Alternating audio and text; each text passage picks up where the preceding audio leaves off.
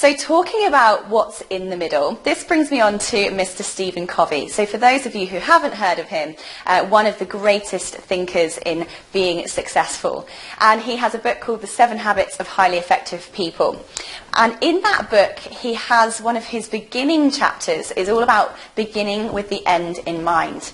And by this he means know what direction it is that you're going in. Like I said, set the compass and know roughly which way to go. And to do this, we need to be guided by the compass itself. And that compass is our values, is our core inner values. They are the things that drive us and direct us. They are the things that drive all of the things we do stuff for, all of the things that we do stuff to avoid, because it's all about either attaining things that are in relation to our values, or about avoiding things that threaten our values.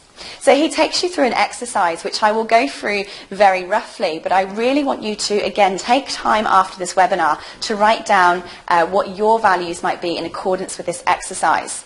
And the exercise essentially walks you through the scenario of going to attend a funeral. You walk through the gravel pathway up the church, you walk into the church, you're walking down, you hear the music, you smell the flowers, you see everybody in their black funeral clothes. And as you're walking up to the front of the church, you notice that you start to recognize a lot of the people in the room. As you walk to the front, you pick up the eulogy book and you realize that this funeral is your own. And Stephen Covey then asks you to think about what might be in that eulogy. If you've come to the end of your journey, like I said, which is the day the lights finally go out and no time before, write down what you would like the following people to say about you. What kind of person were you? What kind of strengths did you have? What difference did you make? What impression did you leave? So think of a family member and write down all of the things you would like them to say. Not what you think they would say. What things, if you lived your life perfectly, if you did everything you wanted to do, what would that family member say about you when you're gone? And again, do the same for a colleague. What kind of colleague were you? What kind of person were you to work for or work with?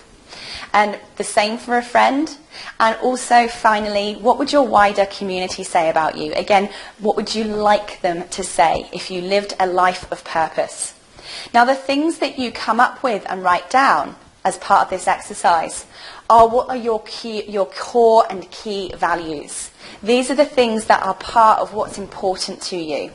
And these are the things that you need to be thinking around your purpose and your career. What is it that I can do to ensure that these values are met? How can I ensure that these happen? And there's a number of ways you can make those happen.